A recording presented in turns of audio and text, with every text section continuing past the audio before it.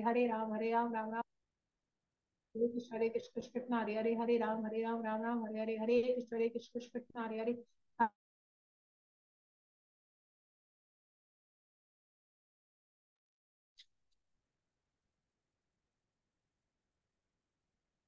हरे कृष्ण। आप सभी भक्तजनों का स्वागत है आज के सत्र में। सत्र का शुभारंभ हम पहले जगत गुरु शीला प्रभुपाद जी की आज की कोट के साथ करेंगे। आज है 28 नवंबर। कोट आप लोगों के सामने है। हरे कृष्ण माता जी, पंचांग प्रणाम। हरे कृष्ण हरे माता जी, कृष्ण सभी प्रणाम। भक्तों को पंचांग प्रणाम। जगत गुरु श्रील प्रभुपाद की जय। कृष्ण भक्ति द्वारा भाग्य बदला जा सकता है। श्री कृष्ण कहते हैं, मैं तुम्हारे पापमय जीवन के फलों से तुम्हारी रक्षा करूंगा।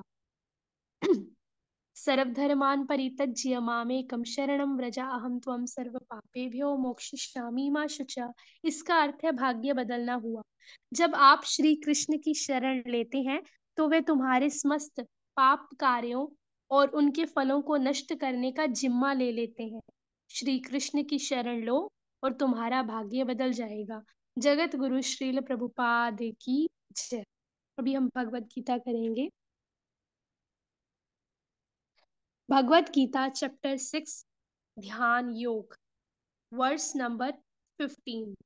श्रीमद् भगवत गीता यथारूप की जय।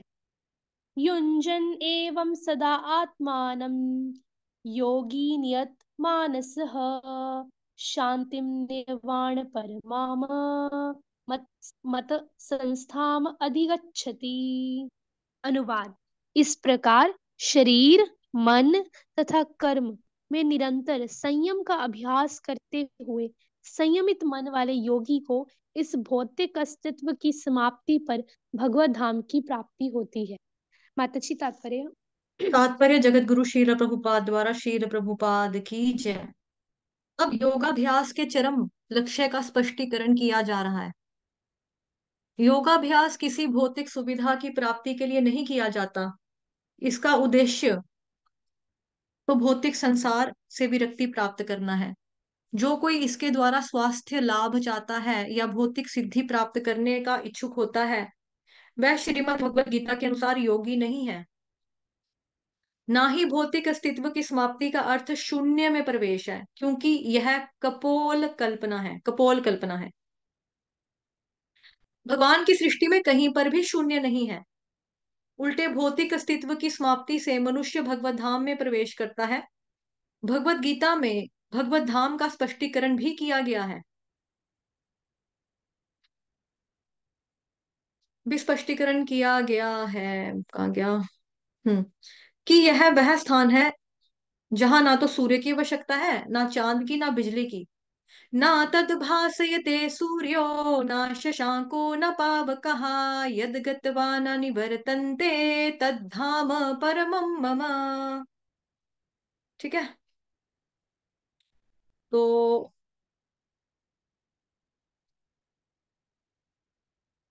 ये श्लोक संख्या मैंने गाया आपका 15वें अध्याय पुरुषोत्तम योग का। वह स्थान जहां ना सूरज की आवश्यकता है, ना चांद की, ना बिजली की। तो क्या वहां पे अंधेरा पड़ा होता होगा? अंधेरा रहता है, अंधेरा गुप्त। नहीं, वहां पे अंधेरा नहीं रहता। वहां पे भगवान जी की जो बॉडी का आध्यात्मिक प्रकाश है, उसी से सब जगह पे जगमग जगमग रहता है। हमें तो यहाँ पे जरूरत पड़ती है ना, मोबाइल भी चार्ज करना है, लैपटॉप भी चार्ज करना है, फ्रिज भी चलेगा तो उसी से चलेगा, बिजली से। माइक्रोवेव, वॉशिंग मशीन, है ना, सब कुछ हमारा A to Z जो है, हमें नकली बिजली की आवश्यकता है, लेकिन वहां पर नकली बिजली की आवश्यकता भी नहीं है। आध्यात्मिक राज्य के सारे लोग उसी प्रकार से स्वतः प्रकाशित हैं जिस प्रकार सूर्य द्वारा यह भौतिक आकाश। वैसे तो भगवत धाम सर्वत्र है, किंतु चिन्ह चिन्ह या व्योम तथा उसके लोकों को ही परम धाम कहा जाता है। एक पूर्ण योगी जिसे भगवान कृष्ण का पूर्ण ज्ञान है, जैसा कि यहाँ पर भगवान श्री कृष्ण ने स्वयं कहा है, मच्चित्तः मत्परः मत्स्थानम, वास्तविक शांति प्राप्त कर सकता है और अंत तो गत्वा कृष्ण लोक या गौलोक वृंदावन को प्राप्त होता है। ब्रह्म संहिता में 5वें का 37वां स्पष्ट उल्लेख है 37 नंबर का श्लोक में स्पष्ट उल्लेख है, गोलोक एव निवसत्य खिलात मभूतः। यद्यपि भगवान सदैव अपने धाम में निवास करते हैं, जिसे गौलोक कहते हैं, तो भी वे अपनी परा आध्यात्मिक शक्तियों के कारण सर्वव्यापी ब्रह्म तथा अंतर्यामी परमात्मा है। कोई भी कृष्ण या विष्णु के रूप में उन उनके पूर्ण विस्तार को सही सही जाने बिना वैकुंठ में या भगवान के नित्य धाम गोलोक वृंदावन में प्रवेश नहीं कर सकता। अतः कृष्ण भावना भावित व्यक्ति ही पूर्ण योगी है, क्योंकि उसका मन सदैव कृष्ण के कार्यकलापों में तल्लीन रहता है। स वै मनः कृष्ण पदार विंदयो हो। वेदों में श्वेताश्वतर उपनिषद श्लोक अध्याय 3 श्लोक संख्या 8 में भी हम पाते हैं, तमेव विदित्वाति मृत्यु मेति। केवल भगवान कृष्ण को जानने पर जन्म तथा मृत्यु के पथ को जीता जा सकता है। दूसरे शब्दों में योग की पूर्णता संसार से मुक्ति प्राप्त करने में है, इंद्रजाल अथवा व्यायाम के कर्तव्यों द्वारा अबोध जनता को मूर्ख बनाने में नहीं। जगत गुरु श्रील प्रभुपाद की जय। आप लोगों से रिक्वेस्ट है, जिन लोगों के कैम ऑन है प्लीज वो अपने अपने कैम ऑफ कर दो।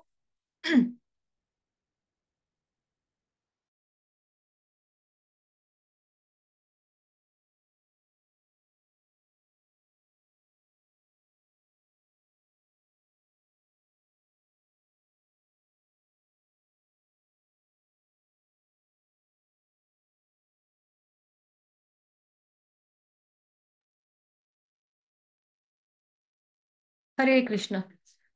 तो यहाँ लिखा है, इस प्रकार शरीर मन तथा कर्म में निरंतर संयम का अभ्यास करते हुए संयमित मन वाले योगी को इस भौतिक अस्तित्व की समाप्ति पर भगवत धाम की प्राप्ति होती है।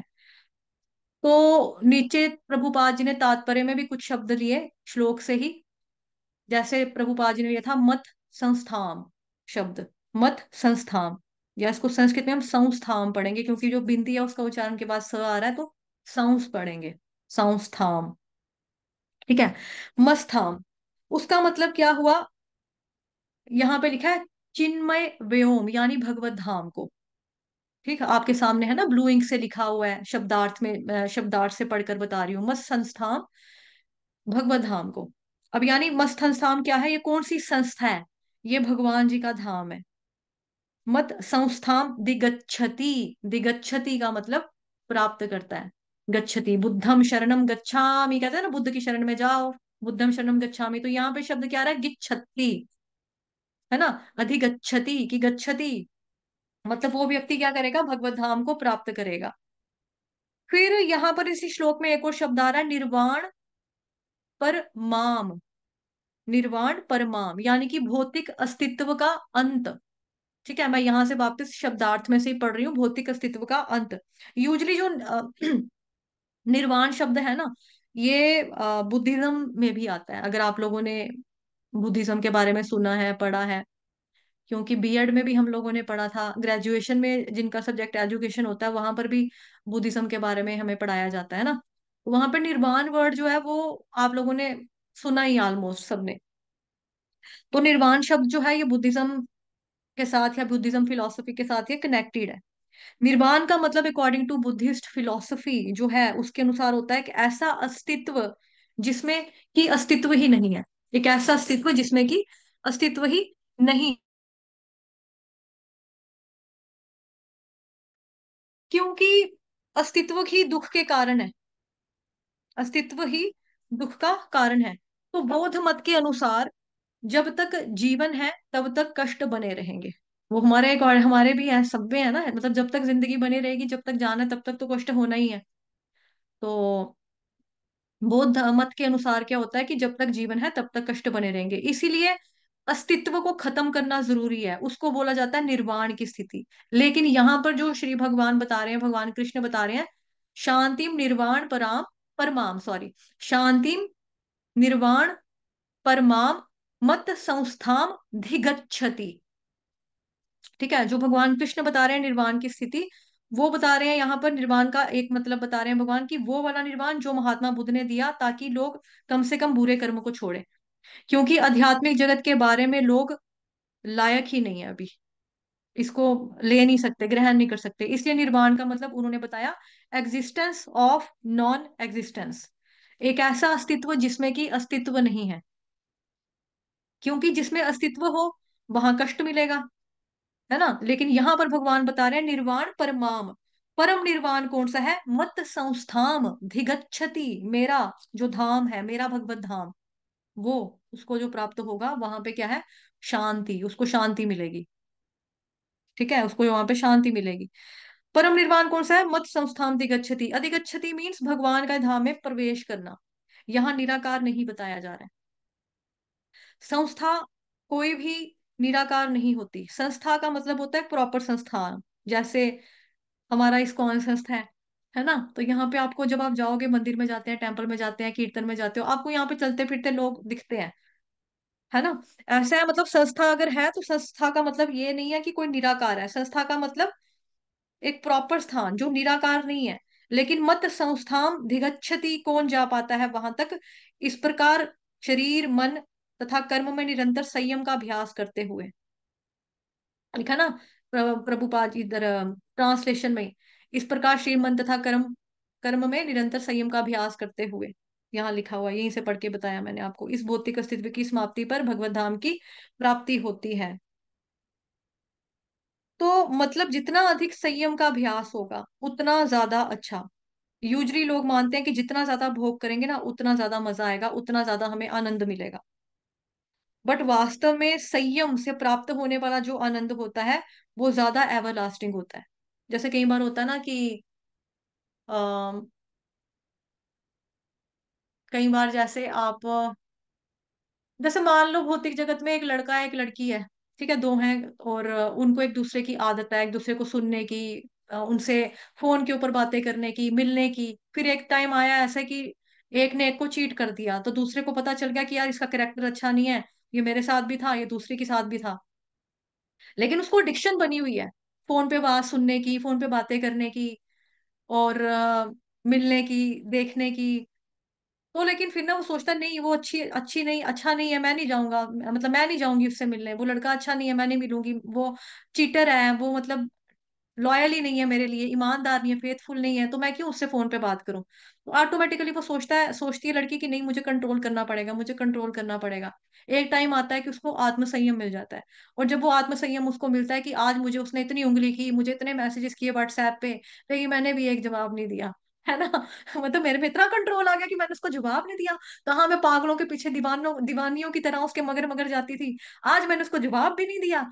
इस तरह से जब मन में आता है तो फिर जब पता लगता है कि नहीं, आत्म संयम ये कंट्रोल था, ये सेल्फ कंट्रोल मैंने इतना पा लिया कि जिस इंसान से मैंने इतनी बे इंतहा बेहताशा टूट कर जिस इंसान को मैंने चाहा, जिसको प्यार किया, जिससे मैंने मोहब्बत की, आज मैं उसके बिना रह सकती हूँ। मैंने इतना कंट्रोल कर लिया कि मेरे को आत्म संयम हो गया, कि मतलब ठीक है, सेल्फ कंट्रोल मेरे में आ गया, तो खुशी होती है, उसमें आपके आंसू नहीं गिरते। अदरवाइज क्या होता है कि आपके सामने फोन होता है, उसका मैसेज आया, आप यहाँ से रो रहे हो, फिर आप सोच रहे हो करूँ ना करूँ, हाय मेरा बच्चा, मैं जवाब दे ही देती हूँ, नहीं नहीं नहीं, ये गंदा है, गंदा, मुझे इसको जवाब नहीं देना, फिर ऐसे करके रोएंगे, फिर ब्लॉक करूँ अनब्लॉक करूँ, ब्लॉक करूँ अनब्लॉक करूँ।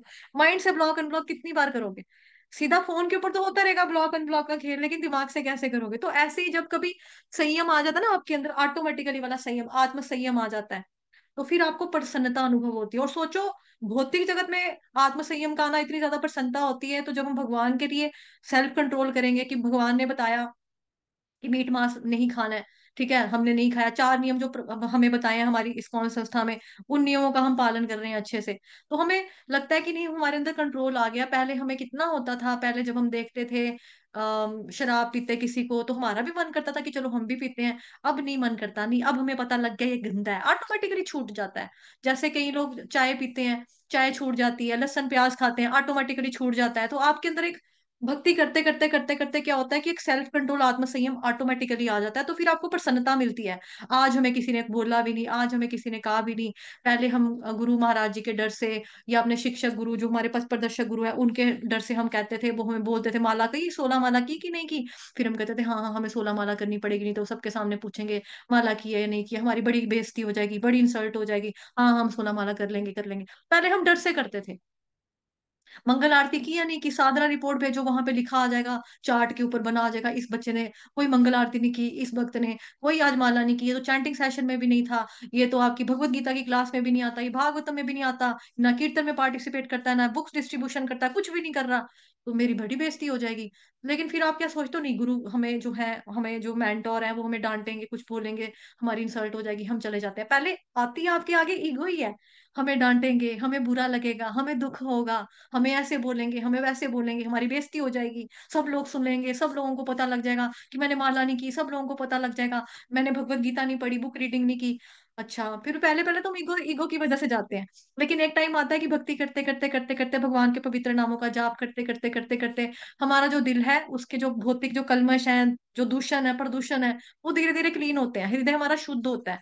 तो ऑटोमेटिकली हमें अभ्यास हो जाता है, और अभ्यास करते करते करते करते करते करते हमारे अंदर आ जाता है संयम, आत्म संयम आ जाता है, ऑटोमेटिकली आ जाता है ये। फिर हमको प्रसन्नता का अनुभव करते हैं, आज तो मुझे किसी की जरूरत नहीं पड़ी, किसी का फोन कॉल भी नहीं आया कि उठो चैंटिंग सेशन में आ जाओ, मेरी अपने आप आज 3 बजे नींद खुल गई थी। फिर उसके बाद मैंने नहाया, स्नान किया, फिर मैं चैंटिंग करने बैठी, 4:30 बजे तक मैंने अपनी माला की, उसके बाद मैंने उठी, फिर मैंने भगवान जी की मंगल आरती की, मंगल आरती जब मेरी खत्म हुई, फिर वापस से मैंने आया ग्रुप में, फिर मैंने चैंटिंग करना शुरू कर दी, फिर मैंने भगवत गीता की क्लास अटेंड की, फिर मैंने भगवान जी के लिए, अपने आप ही भगवान के लिए मैंने भोग बनाया, भगवान को भोग लगाया, उसके बाद हमने प्रसाद रूप में पाया, वाह कितना मजा आ गया। अब मेरे मतलब सेल्फ कंट्रोल, आत्म संयम हो गया, कि मतलब अब आपको गुरु के डंडे की जरूरत नहीं पड़ रही काम करवाने के लिए उनको, कि नहीं करो करो करो करो करो करो करो करो, ऐसा कुछ नहीं हो रहा। अब आत्म संयम ऑटोमेटिकली हो रहा है। तो जब आत्म संयम आता है हमारे अंदर, तो हमें क्या होता है, हमें प्रसन्नता का अनुभव होता है, हमें अच्छा लगता है, हमें खुशी होती है। ठीक है, क्योंकि जो हम भक्ति करते हैं ना, बेसिकली हमें अभी खुशी हो रही है लेकिन जो हम भक्ति करते हैं वो अपनी खुशी के लिए नहीं करते, वो हम भगवान की प्रसन्नता के लिए करते हैं। तो भक्त को जो एक संतुष्टि का अनुभव होता है, उसको जो अच्छा लगता है कि हाँ मैंने भगवान जी का नाम जपा, हाँ मैंने भगवान जी की सेवा की, हाँ मैंने भगवान जी के अर्च विग्रह को आज अभिषेक करवाया, उनकी साफ मंदिर का मार्जन किया, साफ सफाई की, भोग बनाया, इस तरह से जब भक्त सोचता है, सुनता है, तो उसको लगता है मैंने भगवान की प्रसन्नता के लिए किया। लेकिन जो भक्ति है ना, भक्ति में इंसान कभी भी संतुष्ट नहीं होता, कभी भी सेटिस्फेक्शन नहीं होती, और ना ही होनी चाहिए। अगर आपको भक्ति करके संतुष्टि हो रही है ना, दैट मीन्स कि आपकी भक्ति डामाडोल चल रही है। अगर आप संतुष्ट हो गए हो, आज मैंने 16 माला कंप्लीट की, वाह मजे से, अब मैं सोऊंगा, ठीक है, आज मैंने भगवान जी को भोग लगा दिया, और सुबह ही मैंने बना दिया था अपना, तीन तीन मतलब जो सब्जी है वही मैंने दोपहर को खानी, वही मैंने रात को खानी है, वही मैंने नाश्ते में खाई, बस हो गया, अब मैं सोऊंगा मजे से, आज मेरा हो गया। ऐसे नहीं, जो भक्त होता है ना, वो कभी भी संतुष्टि नहीं फील करता, भक्ति करते करते, सेवा करते करते, वो कहता है और अच्छी सेवा, उसका डिजायर, उसकी भूख जो होती है ना, वो बढ़ जाती है। यूजली लोगों को क्या होता है कि जैसे भौतिक जगत में आप देखते हो, टीवी में ऐड आती है ना उसकी, पेप्सी की, ये दिल मांगे मोर, है ना, ये दिल मांगे मोर। अब जब हमारी कुछ इच्छाएं ऐसी होती हैं, जब हमें धोखे दुखे मिलते हैं संसार में, तो हम कहते हैं ये दिल मांगे नो मोर, हमको नहीं चाहिए, हमको नहीं चाहिए। ठीक है, इस मोर ने तो हमारा ही मोर बना दिया ठीक है। लेकिन जब हम भगवान की भक्ति करते हैं, और आपने मान लो 16 माला कर ली, लेकिन जिस दिन 16 माला आपकी कंप्लीट हुई और आपको लगे यार 16 माला, बस 16 माला, मैं 64 क्यों नहीं कर सकती, जब 64 पे आ जाओ, या 64 यार मैं 108 क्यों नहीं कर सकती, जब आपका अंदर से मन कर रहा है ना और करने का, ये दिल मांगे मोर, ये दिल मांगे मोर, कि नहीं मुझे और करनी है, मुझे और करनी है, मुझे हरे, ये नाम, ये जो बेसिकली माला है ना, ये हमारे नाम प्रभु के प्रति सेवा है, नाम प्रभु के प्रति सेवा है। जब हमें ये आएगा कि नहीं हम नाम प्रभु के प्रति सेवा कर रहे हैं, तो हम भगवान जी के शास्त्रों का अध्ययन कर रहे हैं, दैट मीन्स कि हम भगवान जी का संग ले रहे हैं। जब हम भगवत गीता पढ़ रहे हैं, ठीक है, जब हम श्रीमद् भगवत गीता पढ़ रहे हैं, ये क्या है, भगवत गीता यथारूप भगवान जी की वाणी, भगवान जी के द्वारा गाया हुआ दिव्य गीत है ये। जब हम इसको पढ़ रहे हैं, तो हम क्या कर रहे हैं, हम भगवान जी का संग ले रहे हैं। जब हम प्रभुपाद जी की बुक्स पढ़ रहे हैं, हम क्या कर रहे हैं, हम प्रभुपाद जी का संग ले रहे हैं, शुद्ध भक्त का संग ले रहे हैं, अनन्य भक्त का संग ले रहे हैं। तो फिर हमें, तब भी हमें लगता है कि मैं कैसा ऐसा बनूं, मैं कैसी ऐसी सेवा कर पाऊं, मैं कब ऐसी सेवा कर पाऊंगा भगवान की, कब भगवान मुझसे प्रसन्न होंगे, मैं और अच्छा भक्त बनूंगा, मैं और अच्छी सेवा करूंगा। तो भक्त कभी संतुष्ट नहीं होता, उनका जो गोल होता है ना, वो बहुत ऊंचा होता है, और उनकी भूख बहुत ज्यादा होती है, तीव्र भूख होती है उनको, तीव्र भूख, तीव्र तीव्र प्यास होती है भक्ति में आगे ग्रो करने की, भक्ति में आगे बढ़ने की, और सेवा और सेवा और सेवा। कल ही मुझे माता जी मैसेज कर रहे थे, हरग्रेस क्या नाम है, एक मिनट, नव्या माता जी, नव्या नहीं, एक मिनट, क्या नाम है इनका, रुको, हम्म, एक सेकंड रुको, मैं बताती हूँ। माता जी का नाम है, आ, एक मिनट, मोबाइल से देख के बता रही हूँ, मुझे भूल गया है उनका दीक्षित नाम क्या है। एक मिनट, सॉरी माता जी, माइंड नहीं करना। हर ग्रेस निर्मल यमुना देवी दासी माता जी। वो मुझे कहती, अगर आपने मेरे को सेवा नहीं ना दी, मैं आने जम्मू कश्मीर आपके घर में आ जाना, फिर देख लेना, फिर मैं देखती हूँ आप क्या करोगे। तो मतलब सेवा की देखो कितनी ज्यादा लालसा, कितनी ज्यादा भूख, कितनी ज्यादा चाहत है उनको। तो मैंने उनको एडमिन बनाया, मैंने बोला क्विज आप डाला करो, तो फिर उन्होंने जो है पोल की, क्विज की सेवा जो ग्रुप में कर रही है। लेकिन देखो एक बंदे को चाहत होती है, व्यक्ति को, है ना, कि भी मैंने करनी है। वो मतलब कि आपको मैंने बोला मुझे सेवा दो, आपने मुझे नहीं दी ना, मैं जम्मू आ जाऊंगी, आपके घर में आ जाऊंगी, देख लेना, मैं धरना लगा लूंगी वहां के बैठ के, फिर देखती हूँ आप क्या करते हो, कहाँ जाते हो। तो इस तरह से होता है व्यक्ति, भक्त जो होता है उसको सेवा चाहिए, उसको मांग मांग के लेनी, मतलब मांगनी पड़ी, मुझे दो, मुझे दो, मुझे दो, मुझे सेवा करनी है। और कई बार होता है कि जैसे जो कृष्ण भगवान जी के भक्त होते हैं ना, सबसे ज्यादा ये इनके हाई गोल वाला होता है, और सबसे ज्यादा लालची वाले होते हैं ये। लालची मतलब in the sense of Lolium इनको कृष्ण के प्रति होता है। जैसे इनको बोलते अब ब्रह्मा जी की सेवा कर लो, ब्रह्मा जी की पूजा भक्ति कर लो, फिर क्या हुआ, ब्रह्मा ब्रह्मा का लोक में चले जाएंगे, अब ब्रह्म लोक में मिल जाएगा आपको, कहेंगे नहीं मुझे ब्रह्म लोक में नहीं जाना। शिव जी की कर लो, महेश धाम मिल जाएगा, महेश धाम में चले जाना, नहीं वहां नहीं जाना। वैकुंठ लोक में भी नहीं जाना, फिर कहाँ जाना, गौ लोक वृंदावन धाम जाना है, गौ लोक वृंदावन धाम जाना है। इनका जो गोल होता है वो बहुत हाई वाला होता है भक्त का, और इनको संतुष्टि कभी भी नहीं होती। ये हर कार्य भगवान कृष्ण की प्रसन्नता के लिए करेंगे, और इनको संतुष्टि कभी नहीं होती। और जब भी आपको भक्ति में संतुष्टि होने लगे, हाँ मैंने 16 माला की, बस अच्छा हो गया, मैं अब रिलैक्स्ड हूँ, दैट मीन्स आपकी भक्ति जो है ना डावाडोल चल रही है, वो अच्छी भक्ति नहीं चल रही है। भक्ति में कभी भी व्यक्ति को संतुष्टि नहीं होनी चाहिए, हमेशा भूख, हमेशा खालीपन, हमेशा अधूरापन लगा रहना चाहिए, हमेशा अधूरापन होना चाहिए भक्ति में, कि इतना कर लिया, माला भी की, बुक रीडिंग भी की, मैंने भगवान की सेवा भी की, भगवान जी को भोग भी लगाया था, प्रसाद ही खाया मैंने और कुछ भी नहीं खाया, फिर भी पता नहीं क्यों मेरे को खाली खाली लग रहा है, फिर भी पता नहीं क्यों मेरे को अधूरा अधूरा लग रहा है, मुझे कुछ कमी कमी लग रही है, मैं फिर क्या करूं, चलो मैं माला कर लेती हूँ और थोड़ी सी। मतलब ऐसी आपको भूख प्यास होनी चाहिए। और जब ऐसा एक संयम आता है आपके अंदर की ऑटोमेटिकली चीजें हो रही हैं, किसी को कहने की जरूरत नहीं पड़ी कि भक्ति कर लो, माला करी कि नहीं करी, माला करो बैठकर, माला करो बैठकर, तो ऐसा नहीं होना चाहिए। ठीक है। आत्म संयम जब आपको हो जाता है कि हमें आज किसी ने बोला भी नहीं और हमने कर लिया, फिर आपको बहुत खुशी मिलती है। और वास्तविक खुशी जो है वो, जो खुशी भक्त को मिलती है वही मिलती है कि मैं अपने प्रयास से आज कृष्ण की भक्ति कर पाया, मैं अपने प्रयास से मतलब भगवान जी की बेसिकली कृपा ही है। मतलब मैंने कोशिश की, भगवान जी की कृपा से मैंने कोशिश की, तो आज मैं मन का एक माला का फेर पाया। एक एक मन के ऊपर हमें भगवान का थैंक्स करना चाहिए, अदरवाइज हम एक एक मन का घुमाने के लिए भी काबिल नहीं है उतना, है ना। तो हमें एक मन का घुमाया, भगवान जी की कृपा, थैंक यू भगवान जी की मैंने एक माला कंप्लीट कर ली, भगवान आपके नाम की, आपकी कृपा। और आज मैंने प्रयास अपनी तरफ से अच्छा किया, लेकिन शायद मैं कहीं ना कहीं मेरा प्रयास जो था विफल रहा होगा, लेकिन प्रॉमिस भगवान मैं करता हूँ आपसे, कल पक्का भगवान जी मैं आपकी और अच्छे से माला जपूंगी, और अच्छे से सेवा करूंगी, और अच्छे से भक्ति करूंगी, आपको प्रसन्न करना ही मेरा जिंदगी का मकसद है। तो ये होना चाहिए, फिर भगवान वास्तव में हमसे बहुत खुश होंगे। भगवान के लिए आप इतना सा भी करोगे, भगवान आपके लिए इतना खुश हो जाते हैं। ठीक है, क्योंकि वो उनका दिल बहुत बड़ा है, पूर्ण पुरुषोत्तम भगवान है ना, हमारा हमारा दिल छोटा सा है, उनका दिल बहुत बड़ा है। तो ऐसा, ठीक है। फिर क्या पढ़ रहे थे हम, मत संस्थान तिगच्छति, यानी कि भगवान जी का भगवत धाम, उसमें भगवान जी के भगवत धाम में प्रवेश करना। यहाँ पर निराकार नहीं बताया जा रहा है, तो संस्था का मतलब मैं बता रही थी कि कुछ भी निराकार नहीं होता, साकार ही होती है, क्योंकि वहां पे हम लोग देख रहे हैं, हमें आते जाते चलते फिरते दिख रहे हैं, कोई माला कर रहा है, कोई भगवान जी की सेवा कर रहा है, कोई भगवान जी के लिए भोग बना रहा है, कोई भगवान जी के वस्त्रों को चेंज कर रहा है, कोई भगवान जी का मंदिर मार्जन कर रहा है, साफ सफाई कर रहा है, कोई भगवान जी के बर्तन मांज रहा है ना। तो किसी ना किसी तरीके से आपको वहां पे लोग दिखते हैं। तो इस प्रकार से क्या होता है, शरीर मन तथा कर्म में निरंतर संयम का अभ्यास करते हुए, मतलब जितना ज्यादा संयम का अभ्यास होगा उतना ज्यादा हमारे लिए अच्छा होगा। तो लोग, मैं आपको बता रही थी, लोग कहते हैं कि जितना ज्यादा हम भोग कर लेंगे उतना ज्यादा हमारे लिए अच्छा है, बट वो अच्छा नहीं होता, वो एवर एवर लास्टिंग रहने वाला नहीं होता। तो आनंद वो होता है, वास्तविक आनंद, जो एवर लास्टिंग होता है, ज्यादा लंबे समय तक चलता है। इसीलिए श्लोक के अर्थ में ये बताया जा रहा है कि इस भौतिक अस्तित्व की समाप्ति पर भगवत धाम की प्राप्ति होती है।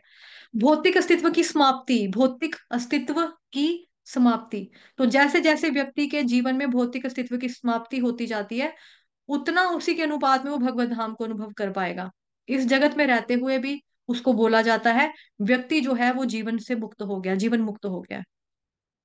ठीक है, जैसे हमें लगेगा कि वो हमारे साथ बैठा है, हमारे साथ खा रहा है, हमारे साथ चल रहा है, हमारे साथ फिर रहा है।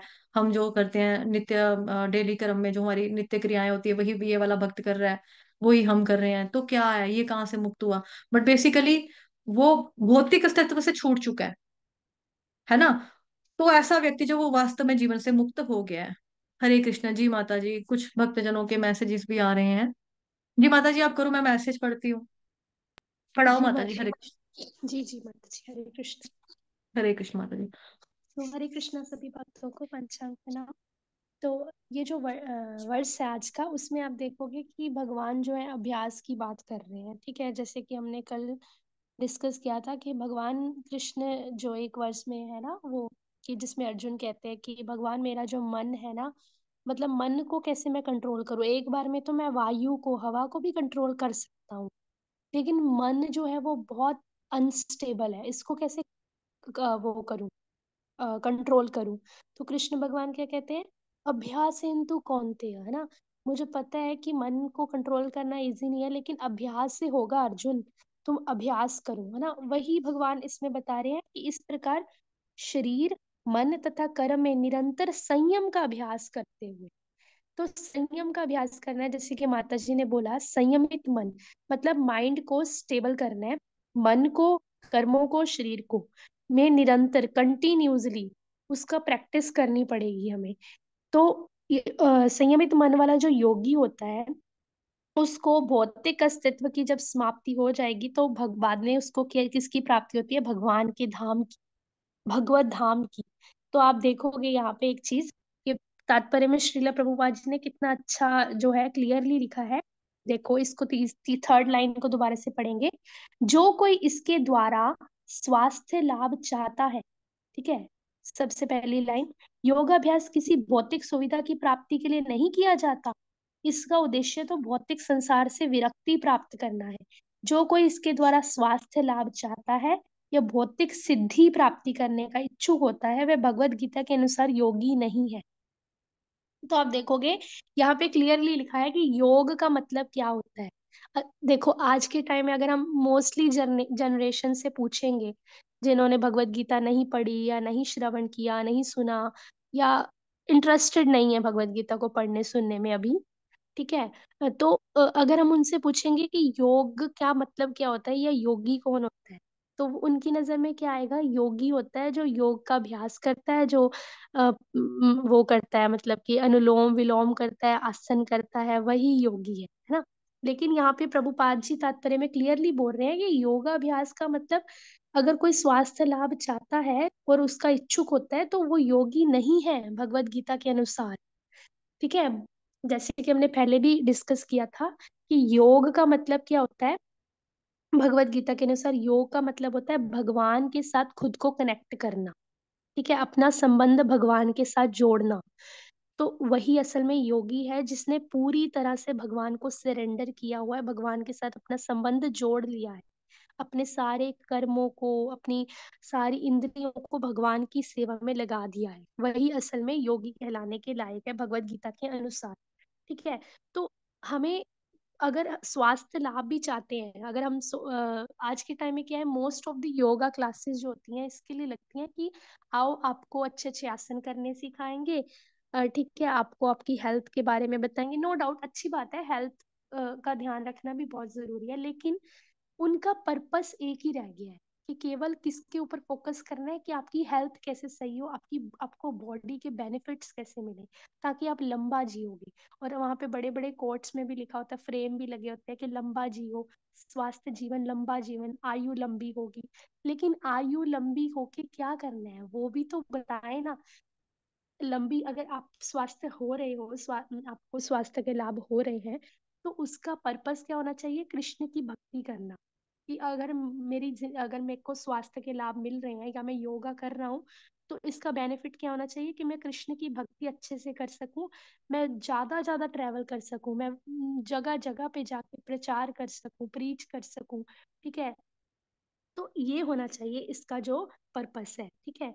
तो प्रभुपाद जी क्लियरली कह रहे हैं, ना ही भौतिक सिद्धि प्राप्त करना इसका पर्पस होना चाहिए, ठीक है। भौतिक सिद्धियां अगर आप प्राप्त कर रहे हो, जैसे कि बहुत सारे होता है कि बहुत सारे योगी आप देखोगे कि ऐसी ऐसी जगह पे भी होते हैं कि पानी पे चलते हैं, तार पे चल लेते हैं, रस्सी पे चल लेते हैं, एक पैर पे खड़े रह के तपस्या अभ्यास कर लेते हैं, है ना। लेकिन पहली बात ये है कि उससे क्या हमें कृष्ण मिल जाएंगे? अगर हम अपनी इंद्रियों को, सारी इंद्रियों को कृष्ण की सेवा में ही नहीं लगा रहे, तो हम अपने आप को योगी कह ही नहीं सकते। पहली बात तो योगी बनना कोई पॉसिबल नहीं है। जो भी लोग योगी हैं, उन्होंने पूरी तरह से आत्मसमर्पण, मतलब पूरी तरह से समर्पण किया हुआ है कृष्ण को, ठीक है। तो आगे क्या है, भगवान की सृष्टि में कहीं भी शून्य नहीं, उल्टे भौतिक अस्तित्व की समाप्ति में मनुष्य भगवत धाम में प्रवेश करता है। तो यहाँ पे लिखा है संयमित मन का अभ्यास करना है। संयमित मन कैसे, मतलब डिटैचमेंट, विरक्ति, भौतिक संसार से विरक्ति। जैसे माता जी बोल रहे थे कि जब हम डिटैच हो जाते हैं कोई चीज से और भगवान से अटैच हो जाते हैं, तो एक अच्छी फीलिंग होती है अंदर से, है ना। तो ये जो फीलिंग है वो कैसे आएगी, जब हम अपने आप को डिटैच करेंगे। मतलब बहुत ज्यादा मतलब ये नहीं है कि हर वक्त हमारा मन भी छोटी छोटी बातों पे विचलित रहे। अरे ऐसे क्यों हो गया, उसने मेरे साथ ऐसे क्यों नहीं किया, मेरी उससे बात क्यों नहीं हुई, मेरे उसने जैसे उसने क्यों मेरे से बात क्यों नहीं की, ये क्यों नहीं हुआ, उसने मेरी बात मान के ऐसा क्यों नहीं किया, मेरे अकॉर्डिंग क्यों नहीं चले, या मैंने उसको शराब पीने के लिए बोला, उसने शराब क्यों नहीं पी, या मेरा वो फ्रेंड है, उसने उसको ऐसे नहीं करना चाहिए था ना, अब मेरा वो चीज गुम हो गई, मेरा ये चीज रह गई, मैं कैसे रहूंगा, मैं कैसे जीऊंगा, है ना। छोटी छोटी छोटी छोटी चीजों से जब हम डिटैच कर लेंगे खुद को और अपना संबंध भगवान के साथ जोड़ेंगे, रिवाइव करेंगे। रिवाइव मतलब, क्योंकि हम भगवान से हमने जिद की ना, भगवान, हमने इच्छा शक्ति हमारी क्या थी, भगवान से दूर जाके भोग करने की, कि हम संसार में रह के भोग करेंगे। और उसी अपनी गंदी इच्छा शक्ति के कारण हम आज संसार में भटक रहे हैं, भगवान से दूर होने की इच्छा शक्ति के कारण। तो जब हम इसको कंट्रोल करेंगे, ठीक है, अभ्यास करेंगे, है ना, अभ्यास इंतु कौन्तेय, कंटिन्यूसली अभ्यास करेंगे, तो हमारा मन जो है वो डिटैच होना शुरू हो जाएगा संसार की चीजों से, ठीक है। डिटैच का मतलब ये नहीं कि हम संसार छोड़ के भाग जाएं या घर छोड़ के भाग जाएं, है ना।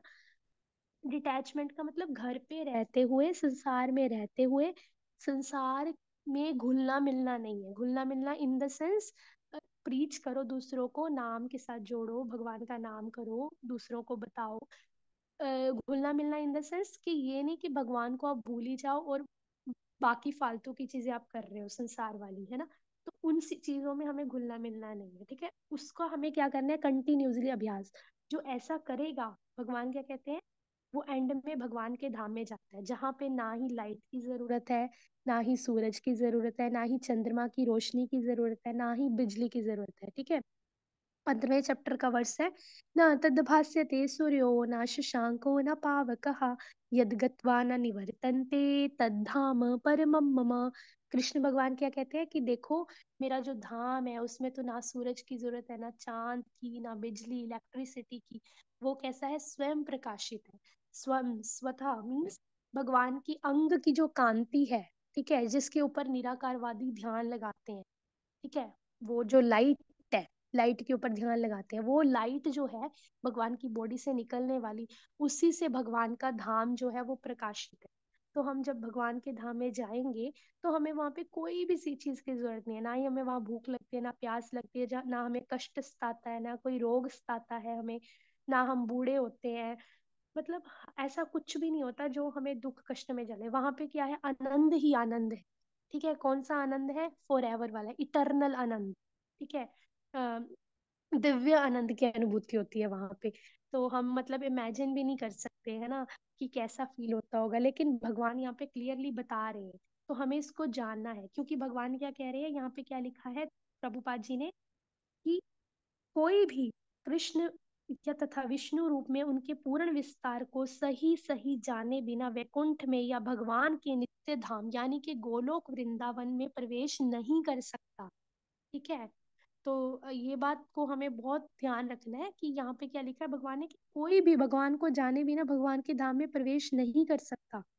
तो भगवान को जाने बिना का मतलब ये क्या, यहाँ पे क्या है, भगवान को जानने का मतलब ये है कि इसका मतलब ये नहीं है कि आप बोलो अरे मेरे को तो भागवतम के सारे श्लोक मुंह पे आने चाहिए, रट्टा मारना चाहिए ना, मुंह जुबानी कंठित होने चाहिए, तो कंठ पे आने चाहिए। ऐसा नहीं बोला है भगवान ने। क्या बोला है भगवान ने? सही सही, प्रभुपाद जी ने क्या बोला है? सही सही जाने बिना।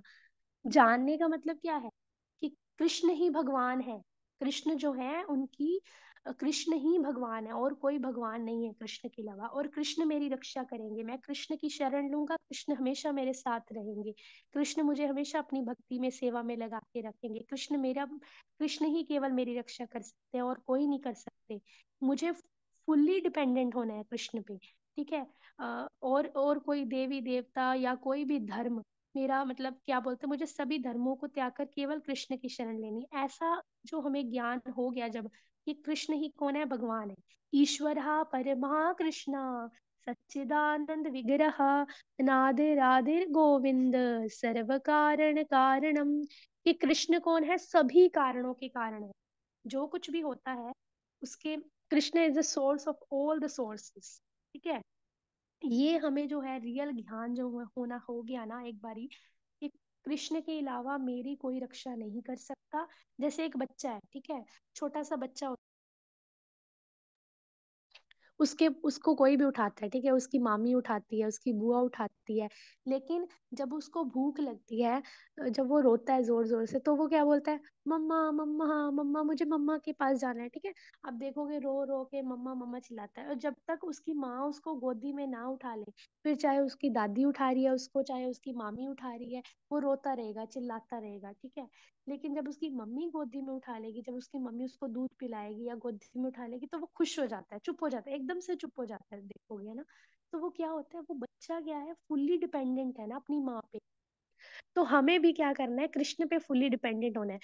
हम चाहे कितने भी बड़े हो गए हैं, चाहे हम 28 साल के हैं, चाहे हम 32 साल के हैं, चाहे हम 45 साल के हैं, चाहे हम 60 साल के भी क्यों नहीं है, चाहे हम 80 साल के क्यों नहीं है, चाहे हम 100 साल के भी क्यों नहीं है, लेकिन अगर हमने ये सोच लिया कि मैं तो बहुत बड़ा हो गया हूँ, मैं तो बहुत मेच्योर हो गया हूँ, मैं अपना ध्यान खुद रख सकता हूँ, मैं खुद, जैसे आजकल के मोटिवेशनल स्पीकर्स क्या बोलते हैं, yes you can do it, you alone can do it, no you alone can not do it.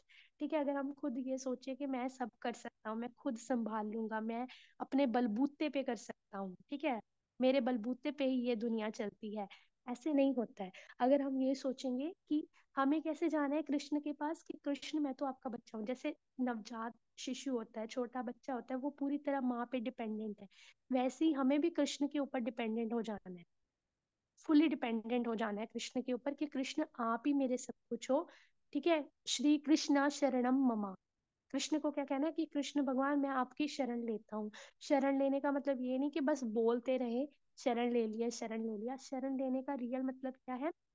भगवान के नामों का जप करना। और भगवान के नामों का जप करने का मतलब क्या है? पूर्ण विश्वास भी होना चाहिए, नहीं तो फिर अपराध होता है। पूर्ण विश्वास क्या? कि कृष्ण का जो नाम है ना उसमें बहुत शक्ति है, और कृष्ण का नाम जो है ना उनमें और कृष्ण में कोई भी डिफरेंस नहीं है। तो आज के टाइम में ये जो चला है कि कृष्ण दर्शन क्यों नहीं देते, कृष्ण दिखते तो है नहीं मेरे को, कृष्ण कहाँ कब दिखेंगे, है ना। मेरे को कृष्ण दिखने चाहिए, मेरे को भगवान दिखने चाहिए। तो ये एक गुरु महाराज जी बोल रहे थे लेक्चर में कि हमें भगवान को देखने की अंदर से वो नहीं होनी चाहिए कि कृष्ण दिखे कृष्ण दिखे। हमें बस अपना भगवान के लिए भक्ति सेवा करते रहना है।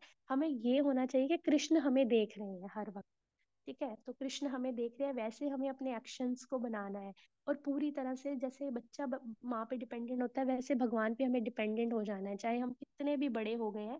बोलना है कि कृष्ण भगवान आप ही मेरी रक्षा कर सकते हो, क्योंकि आपके बिना हमारा उद्धार करने वाला कोई भी नहीं है, आपके बिना हमें कोई सेवा में लगाने वाला नहीं है। आप ही हमें वैष्णवों की सेवा में लगा सकते हो, आप ही हमें अपनी सेवा में लगा सकते हो। ठीक है।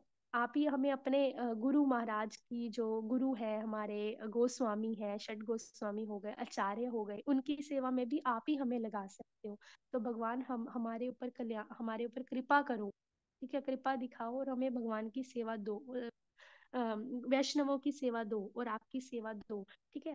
तो कृष्ण को जानने का मतलब क्या है? पूर्ण ज्ञान का मतलब क्या है? कि कृष्ण ही सर्व कारण कारणम, मतलब सभी कारणों के कारण भी कृष्ण ही है।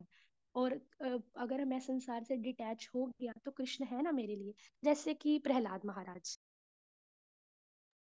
अभी प्रहलाद महाराज क्या थे, उनके पिता उनको कितने सारे दुख देते थे। हिरण्यकशिपु जो एक असुर थे, तो उसको कितने दुख मिलते थे, देते थे। भगवान प्रहलाद महाराज को कभी हाथियों के नीचे कुचलवा देना, कभी खाई से गिरवा देना, कभी आग में बिठा देना, है ना। तो लेकिन प्रहलाद महाराज को फर्क ही नहीं पड़ रहा था, है ना। तो वो क्या करते थे, हमेशा भगवान वासुदेव के, भगवान कृष्ण के नाम जप में लगे रहते थे, लगे रहते थे, लगे रहते थे। क्यों? क्योंकि उनको क्या था, वो फुल्ली डिपेंडेंट थे। उनको पता था कि कोई कुछ भी कर ले, कितने बड़ा हाथी भी आ जाए, क्या ही आ जाए, खाई से गिरा दिया, कुछ फर्क नहीं पड़ा, क्योंकि कृष्ण जो है वो मेरी रक्षा करने वाले हैं। कृष्ण की पूरी पूर्ण शरण ले ली थी उन्होंने। तो कृष्ण के ऊपर पूर्ण फुल्ली फेथ था उनको। तो ऐसा हमें बनना है, ठीक है। कुछ भी हम काम कर रहे हैं, हमें बस घबराना नहीं है। कुछ भी हमारे साथ गलत हो रहा है, अच्छा हो रहा है, बस हमें ये सोचना है कि अगर अच्छा हो गया तो सोचना है ये भी कृष्ण की कृपा है हमारे ऊपर। अगर हमारे साथ गलत हो गया तो हमें क्या सोचना है कि कृष्ण भगवान की इसमें कोई मर्जी होगी, उन्होंने हमारा अच्छा ही देखा होगा, या जो भी है, कोई बात नहीं, है ना। कृष्ण तो है ना, कृष्ण हमेशा मेरे साथ है, बस हमें ये पूर्ण विश्वास होना चाहिए, ठीक है। जैसे एक प्रभु जी बता रहे थे, अमरेंद्र प्रभु जी, कि एक प्रभु जी थे उनके साथ। तो वो प्रभु जी ना जा रहे थे गाड़ी में। तो गाड़ी में जब वो जा रहे थे तो वो फ्रंट सीट पे बैठे थे। तो वो सारे रास्ते में हरे कृष्ण कृष्ण कृष्ण हरे हरे, हरे राम राम राम हरे हरे। ये रियल कहानी है, रियल, कोई इसमें झूठ नहीं है, ये रियल स्टोरी है, ठीक है। तो वो प्रभु जी जा रहे थे चैंटिंग करते हुए, पूरे रास्ते में चैंटिंग करते हुए जा रहे थे गाड़ी में। तो वो जो ड्राइवर था वो गाड़ी चला रहा था, ठीक है। ऐसे दो ही जने बैठे थे। तो उनका आगे से ट्रक आया, इतना खतरनाक एक्सीडेंट हुआ उनका कि जो साथ में ड्राइवर बैठे थे ना, वो ड्राइवर मर गया, ठीक है। उसकी उसी वक्त मौत हो गई। लेकिन जो ड्राइवर के साथ जो प्रभु जी बैठे थे, देखो ट्रक तो दोनों के बीच, गाड़ी के बीच में टकराया ना, लेकिन वो प्रभु जी गिर गए। मतलब गाड़ी पूरी कुचल गई, है ना, गाड़ी का कुछ नहीं रहा, पुर्जा पुर्जा सब टूट गया। और कृष्ण जो साथ में प्रभु जी बैठे थे, उनका जबड़ा जो है वो भी बाहर आ गया, ठीक है। दांत वांत टूट गए, सब जगह चोटें ही चोटें, खून ही खून। लोगों ने उनको उठाया, लेकर गए। लेकिन आप देखोगे उनके हाथ में ही, मतलब जो कहने का मतलब ये है, क्योंकि वो जप करते आ रहे थे, कृष्ण के ऊपर पूर्ण विश्वास था उनको। तो कैसे कृष्ण भगवान ने उनको, नाम प्रभु ने उनकी कैसे रक्षा की। तो जब वो हॉस्पिटल में भी थे 3 महीने, प्रभु जी बता रहे थे कि 3 महीने, 3-4 महीने वो कंटिन्यूसली हॉस्पिटल में उनको रखा गया, क्योंकि इतनी उनकी हालत खराब हो गई थी, देखा भी नहीं जाता था, जबड़ा भी बाहर आ गया था उनका। लेकिन उन्होंने नाम जप नहीं छोड़ा, रोज नियमित रूप से 16 माला का जो जप है वो करते रहे। तो कहने का मतलब ये है कि उनसे जब पूछा गया ना कि आपका ऐसे जबड़ा भी बाहर आ गया, लेकिन उस वक्त भी आपने ऐसे बाद में आके भी क्यों नाम नहीं छोड़ा, तो उन्होंने बोला क्योंकि जो नाम प्रभु है ना, वही मेरी रक्षा कर सकते हैं। मेरे को उनके ऊपर पूर्ण विश्वास था, और मेरे को किसी के ऊपर कुछ है ही नहीं, मतलब मेरे को किसी से लेना देना नहीं था, कि मतलब विश्वास नहीं था, कहने का मतलब है केवल नाम प्रभु के ऊपर मेरा पूरा अटल विश्वास था। तो कहने का मतलब ये है, हमें भी भगवान के ऊपर पूर्ण विश्वास रखना है कि केवल कृष्ण ही है जो मेरे साथ है, कृष्ण ही मेरा कल्याण कर सकते हैं, कृष्ण ही हमारे अंग संग है। तो इसी तरह जो अगर हम पूर्ण फुल्ली सरेंडर करेंगे ना भगवान के ऊपर, तो भगवान हमें जरूर अपने पास एंड में बुलाएंगे। लेकिन इसके लिए हमें क्या करना पड़ेगा, अभ्यास करना पड़ेगा, और अपने एक्शंस में दिखाना पड़ेगा। एक्शंस में कैसे, कि भगवान का नाम जप करना है, अपनी सारी इंद्रियों से भगवान की सेवा करनी है, भोग बनाना, भोग लगाना, भगवान का प्रचार करना अच्छे से, ठीक है, नाम जप करना, भगवान के लिए ब्रह्म मुहूर्त में उठना, ठीक है, जप करना। और क्या हो गया, भगवान के मंदिर जाना, ठीक है, कोई भी ओकेशंस होता है, डिवोटीज का संग पाना, ठीक है, जैसे आप सब डिवोटीज का हमें संग मिल रहा है, तो थैंक यू। ऐसे ही हमें अपना भी संग देते रहिए, और क्लास में भी आते रहिए, रोज भगवत गीता पढ़ना, भगवत गीता सुनना।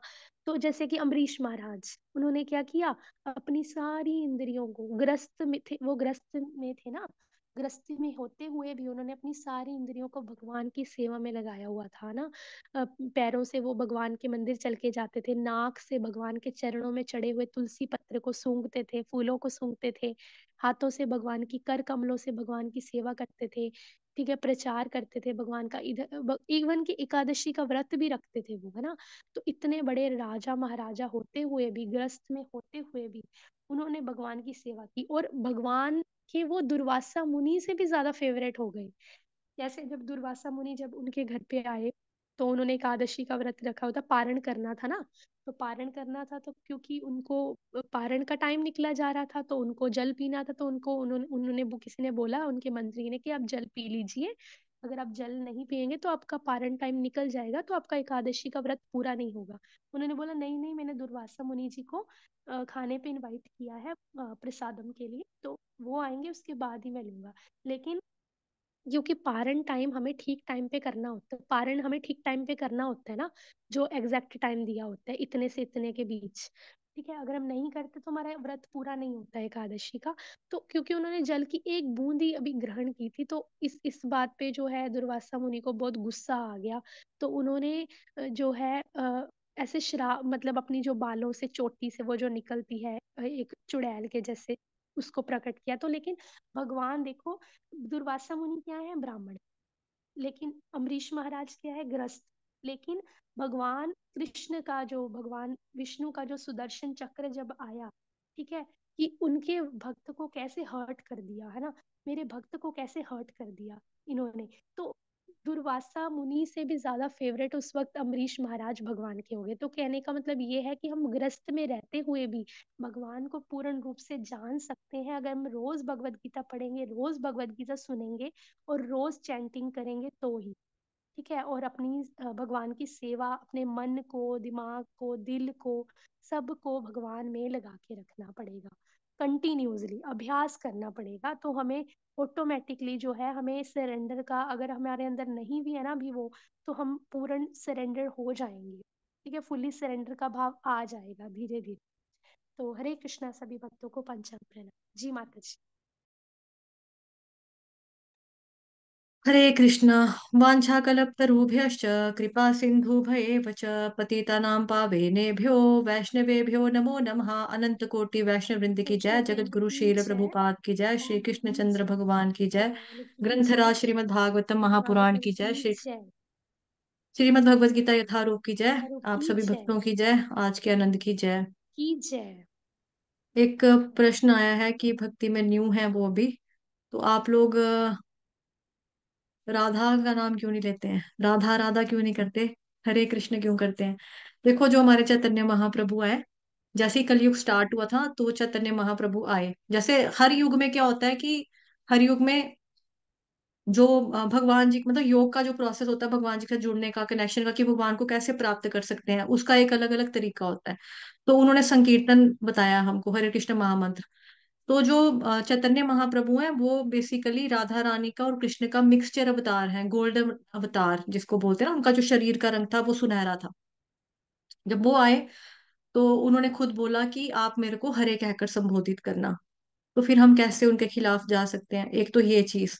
दूसरा रीजन ये है कि जैसे आप देखो, जैसे आप मेल है, ठीक है, आप जो कोई भी आदमी होगा ना वो अपनी स्त्री को पीछे रखता है, मतलब इस तरह से सामने प्रेजेंट नहीं करेगा अपनी वाइफ को। और अपनी वाइफ के साथ हम किस तरीके से बात करते हैं, चाहे हम उसको डार्लिंग कहें, चाहे बेबी कहें, चाहे जानू कहें, चाहे जान कहें, चाहे हनी कहें, वो हमारा अधिकार है ना।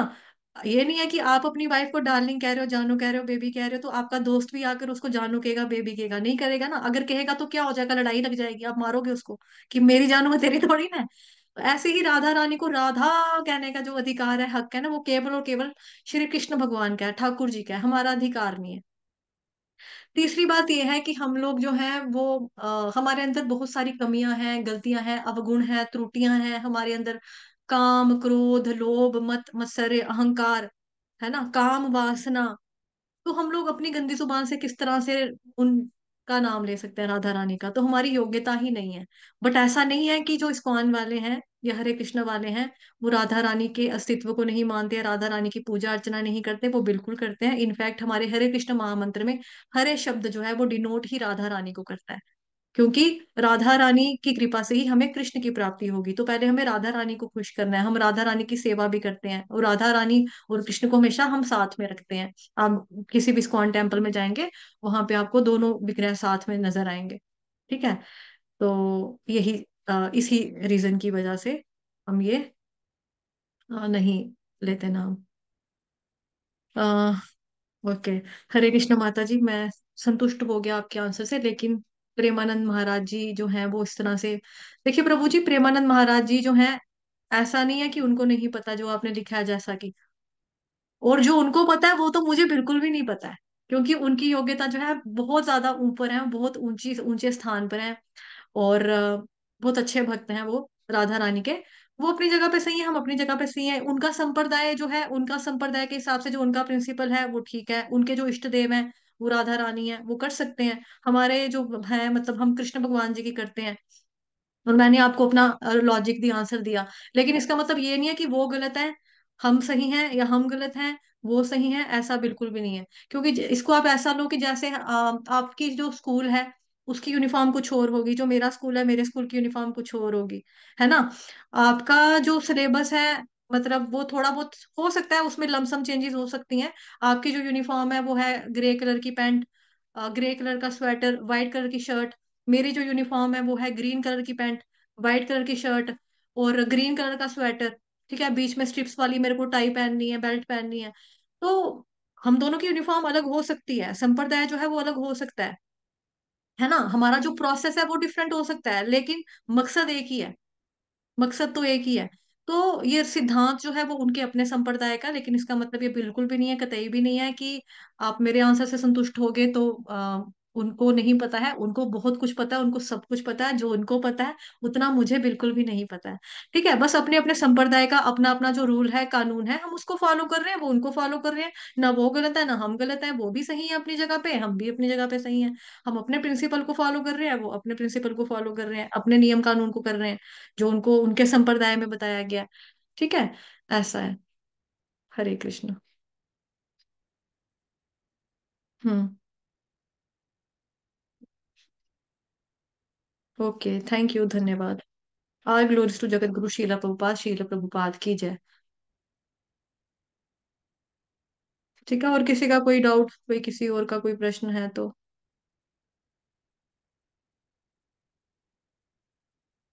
मेरे मन में भी सेम क्वेश्चन आया था। हम्म। क्योंकि देखो चार प्रमाणिक संप्रदाय हैं, उनका संप्रदाय जो ना श्री राधा वल्लभ संप्रदाय, वो भी प्रमाणिक है, वो भी परंपरा में आता है। ऐसा नहीं है कि वो परंपरा से बाहर है। जैसे आप लोगों को स्कूल में या यूनिवर्सिटी में बोर्ड का एग्जाम देना है, या यूनिवर्सिटी में जाना है, कॉलेज में एडमिशन लेनी है, आप लोग पूरी पहले छानबीन करोगे ना कि भाई ये वाला जो यूनिवर्सिटी जहां से मैं डिग्री लगी हूँ करने, ये वैलिड है या नहीं है, बोनाफाइड है या नहीं है। ये ना हो कि मैं यहाँ से पढ़ लूँ, Punjab PT university, Punjab technical university से मैं पढ़ के निकलूं, तो बाद में जी मैं खज्जल हो जाऊं, मेरे को ना नौकरी मिले, ना मेरे को यूनिवर्सिटी में कोई आने दे, बोलेगी ना मेरी आगे। कई बार क्या होता था, जैसे आपने एक जगह से डिग्री कर ली, वो बोगस है, वो वैलिड नहीं है, तो दूसरी जगह पे आपको हायर स्टडी के लिए जाना है, तो वहां पे वो कहेंगे ये वाली डिग्री नहीं आपकी चलेगी, तो आपको वापस से मास्टर जो है डिग्री दोबारा करनी पड़ती थी। अभी यहाँ पे ऐसा नहीं, यहाँ पे ये चीज नहीं है। अभी भगवान जी ने क्या किया, चार संप्रदाय जो बताए प्रमाणिक संप्रदाय, उसके अंडर ही वो है। ठीक है, प्रमाणिक संप्रदाय में ही आते हैं। और जैसे हमने कॉलेज का एग्जाम्पल दिया, ऐसे भगवान जी ने चार जो संप्रदाय बनाए ना, भगवान ने उसमें वो रखा कि मेरे पास अगर आना है, भक्ति करनी है, तो इन लोगों के थ्रू आना पड़ेगा। मतलब कॉलेज जो है, भगवान के बारे में जानना, समझना, पढ़ना। जब हम छोटी छोटी चीजों के लिए ये भौतिक जगत में देखते हैं कि यही मेरा मतलब, मैं यहाँ से एंट्रेंस लगाऊं देने साइंस का, मेरा मेडिकल क्लियर अगर बाई चांस हो गया पेपर, तो फिर मेरे को डॉक्टरी की सीट मिलेगी या नहीं मिलेगी, मैं खज्जल तो नहीं हो जाऊंगा। भौतिक जगत में हम इतना ध्यान रखते हैं, तो आध्यात्मिक जगत जो परमानेंट है, वहां पे हमें जाना, और वो ऐसा जगह था जहां से जाकर वापस नहीं आना है। तो उसके लिए क्या हम बिल्कुल छानबीन नहीं करेंगे कि हमारा क्या संप्रदाय है, हम सही गुरु के पास जा रहे हैं या नहीं जा रहे हैं, प्रमाणिक में आता भी है कि नहीं आता है। हम ऐसे थोड़ा अपनी दौड़ जो है उसको किसी के भी हाथ में पकड़ा देंगे, है ना। तो यही चीज है। तो इसीलिए जो प्रमाणिक संप्रदाय हैं वो भगवान जी ने बताए गए हैं, वो वैलिड हैं। हमें उसी चारों के अंडर रहकर अपनी भक्ति करनी चाहिए। उन्हीं चारों में से कोई एक संप्रदाय आप सुनो गुरु महाराज जी को अपने, और जिनके प्रति आपको भाव जागता है, जो आपको सही लगते हैं पूरा। क्योंकि देखो जो गुरु गद्दी में बैठे हैं वो तो सारे सही हैं, कमी तो हमारे अपने अंदर होती है ना। वो तो जिनको भगवान श्री कृष्ण ने, राधा रानी ने साक्षात चुना, जो उनके डायरेक्ट रिप्रेजेंटेटिव है, उसमें कोई भी कमी नहीं है, किसी भी प्रकार की कमी नहीं है। कमी हमारे अपने में होती है, हमारी अपनी नलायकियों की वजह से होती है। लेकिन जो गुरु गद्दी के ऊपर बैठे हैं वो पूर्ण रूप से पूर्ण है, भगवान कृष्ण का ही एक तरह का रूप है। क्योंकि भगवान कहते हैं ना, मेरे में और उसमें कोई भिन्नता नहीं है, बट आल दो, ऐसा। ठीक है। हरे कृष्ण माता जी। जी विनीता माता जी, आप भी कुछ ऐड करो। जी माता जी मैंने अमोघ लीला प्रभु जी से, हिज ग्रेस अमोघ लीला प्रभु जी से सुना था, तो वो मैं थोड़ा थोड़ा सा सा। माइक आगे करो, माइक थोड़ा सा पास लेके आओ। जी माता जी, अभी आ रही है आवाज? हाँ पहले भी आ रही थी पर थोड़ी कम थी, मैंने सुना। हाँ बताइए आगे। जी माता जी, तो इस ग्रेस अमोघ लीला प्रभु जी बोल रहे थे कि उन्होंने बहुत अच्छे तरीके से और बहुत शॉर्ट में बताया था, मुझे बहुत अच्छा लगा। तो उन्होंने बोला कि जो प्रेमानंद महाराज जी हैं वो बहुत बड़े संत हैं, क्योंकि वो भी प्रामाणिक संप्रदाय से हैं, राधा श्री राधा वल्लभ संप्रदाय, तो हम उनकी पूरी रिस्पेक्ट करते हैं। क्योंकि भगवान को ना मानने वाले, ना जपने वाले, एटलीस्ट वो भगवान का नाम जप रहे हैं, श्रीमती राधा रानी का नाम जप रहे हैं। लेकिन हम जो हैं चैतन्य महाप्रभु के फॉलोअर्स हैं, हम श्रीला रूप गोस्वामी के फॉलोअर्स हैं, इसीलिए हम लोगों को रूपानुगास कहा जाता है। तो बिल्कुल। इसीलिए जो हम जप करते हैं, जैसे हरे कृष्ण कृष्ण कृष्ण हरे हरे, हरे राम राम राम हरे हरे, तो उसमें हरे भी आ रहा है, राधा रानी का नाम भी आ रहा है, कृष्ण का नाम भी आ रहा है, राम का भी आ रहा है। तो जैसे अगर हम मम्मी को बुलाएंगे, मम्मी मम्मी मम्मी, तो मम्मी खुश होगी, मम्मी बहुत प्यार करेगी हमें, मम्मी सब कुछ देगी, पापा भी खुश होंगे। लेकिन अगर हम मम्मी पापा दोनों को बुलाएंगे, है ना, तो मम्मी भी खुश होगी, पापा भी खुश होंगे। तो कहने का मतलब ये है कि अगर हम राधा रानी के साथ साथ कृष्ण का नाम जप करते हैं ना, तो दोनों ही खुश हो जाएंगे। नो डाउट राधा रानी के नाम से भी भगवान कृष्ण खुश होते हैं, लेकिन क्योंकि चैतन्य महाप्रभु के हम फॉलोअर्स हैं, तो हमें वैसे ही फॉलो करते हुए इस महामंत्र का जो जप है वो करना है। और लेकिन हमें दूसरे संप्रदायों वालों की भी रिस्पेक्ट करनी है, वो अपनी जगह ठीक है, हम अपनी जगह, क्योंकि हमारे लिए हमारी mummy, my mummy is the best mom in the world है, लेकिन उनकी मम्मी भी उनके लिए best mom in the world है। तो हमारी मम्मी अच्छी, उनकी मम्मी अच्छी नहीं, ऐसे बिल्कुल नहीं सोचना है। अगर हम जो अपना जप कर रहे हैं, अगर हम जप करते हो ये सोचेंगे कि वो ऐसा जप करते हैं, तो वो हमारे से अपराध हो जाएगा। तो इसलिए हमें किसी भी संप्रदाय वालों को कुछ नहीं कहना है। वो भी भगवान का जप कर रहे हैं, हम भी भगवान का जप कर रहे हैं। बस क्योंकि हम चैतन्य महाप्रभु के रूपा श्रील रूप गोस्वामी के फॉलोअर्स हैं, तो हमें हरे कृष्ण महामंत्र का जप करते रहना है। तो हरे हरे कृष्ण माता कृष्ण। जी। जी माता जी धन्यवाद। ठीक है। और किसी का कुछ छोटा मोटा कोई प्रश्न है तो बता दो, 7:45 हो गए हैं। है किसी का? नहीं है। ठीक है। हरे कृष्ण।